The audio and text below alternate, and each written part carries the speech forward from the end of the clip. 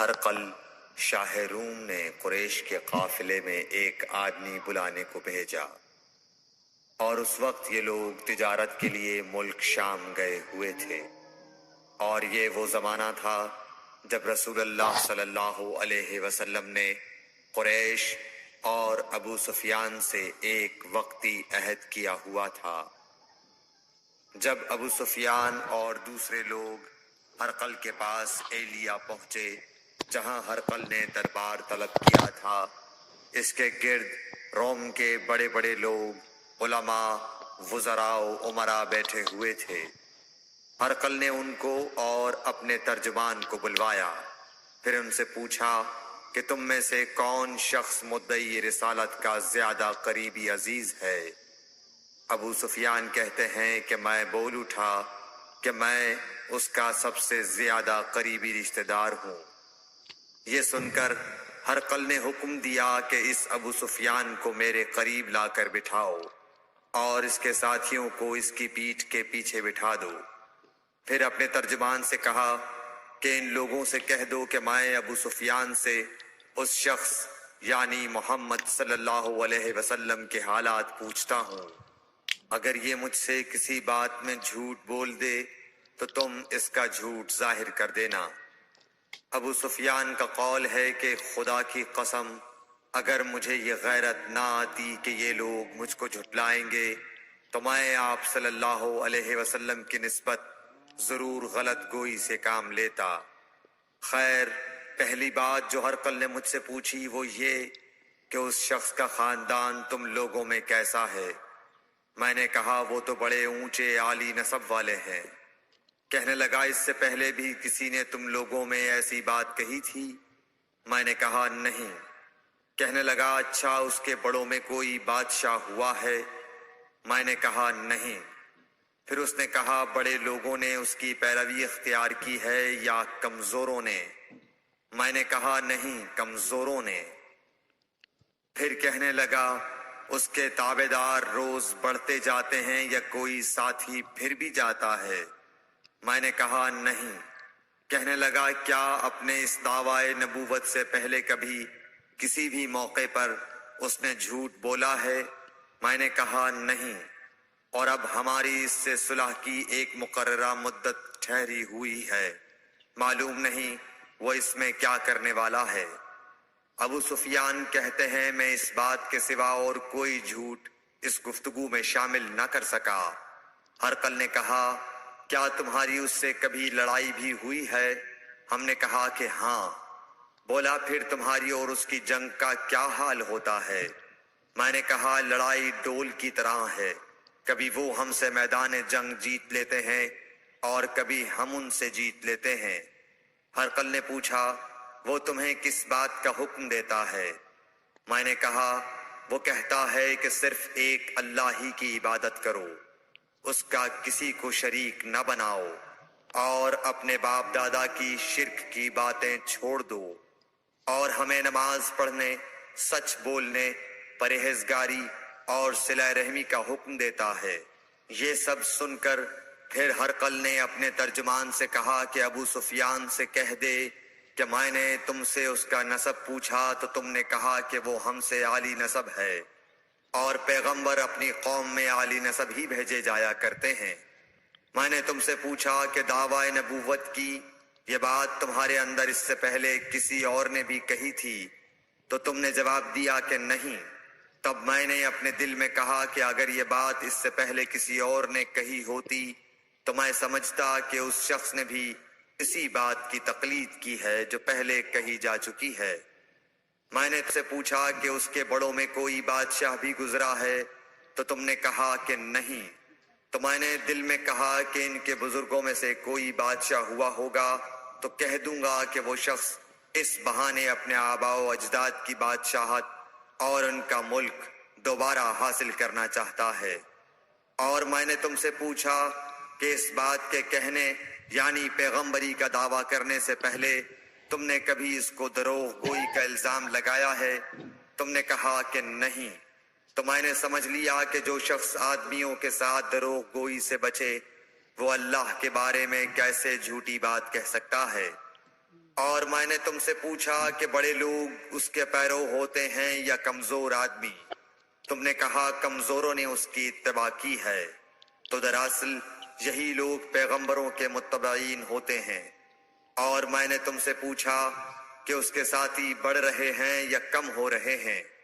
تم نے کہا کہ وہ بڑھ رہے ہیں، اور ایمان کی کیفیت یہی ہوتی ہے حتیٰ کہ وہ کامل ہو جاتا ہے۔ اور میں نے تم سے پوچھا کہ آیا کوئی شخص اس کے دین سے ناخوش ہو کر مرتد بھی ہو جاتا ہے؟ تم نے کہا نہیں۔ تو ایمان کی خاصیت بھی یہی ہے، جن کے دلوں میں اس کی مسرت رچ بس جائے وہ اس سے لوٹا نہیں کرتے۔ اور میں نے تم سے پوچھا کہ آیا وہ کبھی عہد شکنی کرتے ہیں؟ تم نے کہا نہیں۔ پیغمبروں کا یہی حال ہوتا ہے، وہ عہد کی خلاف ورزی نہیں کرتے۔ اور میں نے تم سے کہا کہ وہ تم سے کس چیز کے لیے کہتے ہیں؟ تم نے کہا کہ وہ ہمیں حکم دیتے ہیں کہ اللہ کی عبادت کرو، اس کے ساتھ کسی کو شریک نہ ٹھہراؤ، اور تمہیں بتوں کی پرستش سے روکتے ہیں، سچ بولنے اور پرہیزگاری کا حکم دیتے ہیں۔ لہٰذا اگر یہ باتیں جو تم کہہ رہے ہو سچ ہیں تو ان قریب وہ اس جگہ کا مالک ہو جائے گا کہ جہاں میرے یہ دونوں پاؤں ہیں۔ مجھے معلوم تھا کہ وہ پیغمبر آنے والا ہے، مگر مجھے یہ معلوم نہیں تھا کہ وہ تمہارے اندر ہوگا۔ اگر میں جانتا کہ اس تک پہنچ سکوں گا تو اس سے ملنے کے لیے ہر تکلیف گوارا کرتا۔ اگر میں اس کے پاس ہوتا تو اس کے پاؤں دھوتا۔ ہرقل نے رسول اللہ صلی اللہ علیہ وسلم کا وہ خط منگایا جو آپ نے وحیہ کلبی رضی اللہ تعالیٰ عنہ کے ذریعے حاکم بصرہ کے پاس بھیجا تھا، اور اس نے وہ ہرقل کے پاس بھیج دیا تھا۔ پھر اس کو پڑھا تو اس میں لکھا تھا، اللہ کے نام کے ساتھ جو نہایت مہربان اور رحم والا ہے۔ اللہ کے بندے اور اس کے پیغمبر محمد صلی اللہ علیہ وسلم کی طرف سے یہ خط ہے شاہ روم کے لیے۔ اس شخص پر سلام ہو جو ہدایت کی پیروی کرے۔ اس کے بعد میں آپ کے سامنے دعوت اسلام پیش کرتا ہوں۔ اگر آپ اسلام لے آئیں گے تو دین و دنیا میں سلامتی نصیب ہوگی، اللہ آپ کو دوہرا ثواب دے گا۔ اور اگر آپ میری دعوت سے روگردانی کریں گے تو آپ کی رعایا کا گناہ بھی آپ ہی پر ہوگا۔ اور اے اہل کتاب، ایک ایسی بات پر آ جاؤ جو ہمارے اور تمہارے درمیان یکساں ہے، وہ یہ کہ ہم اللہ کے سوا کسی کی عبادت نہ کریں اور کسی کو اس کا شریک نہ ٹھہرائیں، اور نہ ہم میں سے کوئی کسی کو خدا کے سوا اپنا رب بنائے۔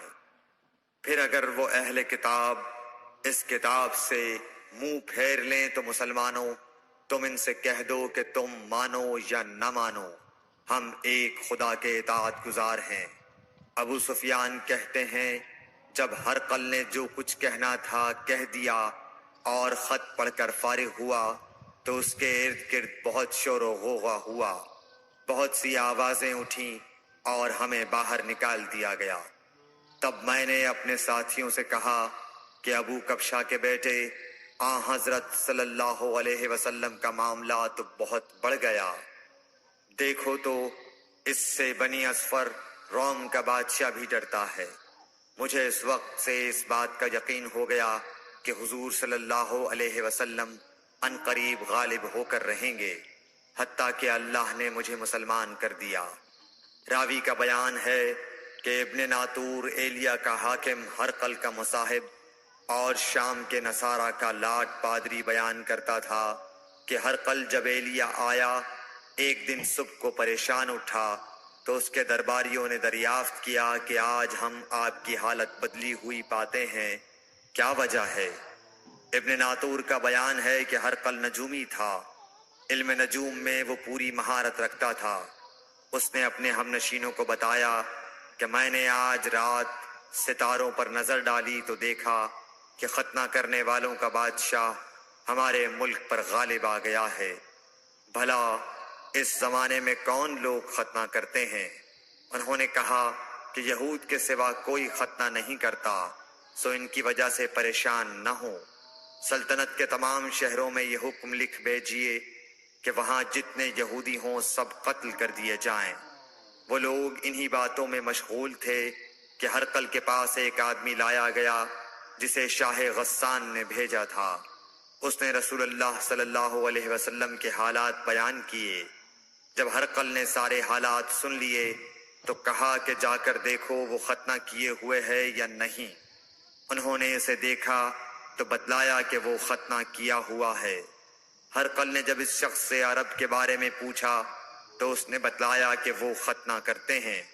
تب ہرقل نے کہا کہ یہی محمد صلی اللہ علیہ وسلم اس امت کے بادشاہ ہیں جو پیدا ہو چکے ہیں۔ پھر اس نے اپنے ایک دوست کو رومیہ خط لکھا اور وہ بھی علم نجوم میں ہرقل کی طرح ماہر تھا۔ پھر وہاں سے ہرقل حمص چلا گیا۔ ابھی حمص سے نکلا نہیں تھا کہ اس کے دوست کا خط اس کے جواب میں آ گیا۔ اس کی رائے بھی حضور صلی اللہ علیہ وسلم کے ظہور کے بارے میں ہرقل کے موافق تھی کہ محمد صلی اللہ علیہ وسلم واقعی پیغمبر ہیں۔ اس کے بعد ہرقل نے روم کے بڑے آدمیوں کو اپنے حمص کے محل میں طلب کیا اور اس کے حکم سے محل کے دروازے بند کر لیے گئے۔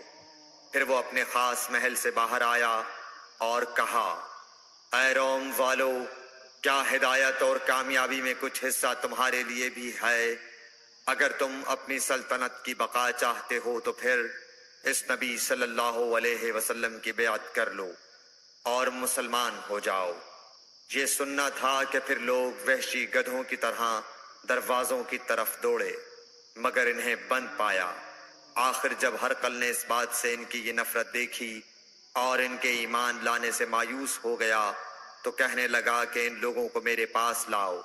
جب وہ دوبارہ آئے تو اس نے کہا، میں نے جو بات کہی تھی اس سے تمہاری دینی پختگی کی آزمائش مقصود تھی، سو وہ میں نے دیکھ لی۔ تب یہ بات سن کر وہ سب کے سب اس کے سامنے سجدے میں گر پڑے اور اس سے خوش ہو گئے۔ بالآخر ہرقل کی آخری حالت یہی رہی۔ صحیح بخاری حدیث نمبر 7۔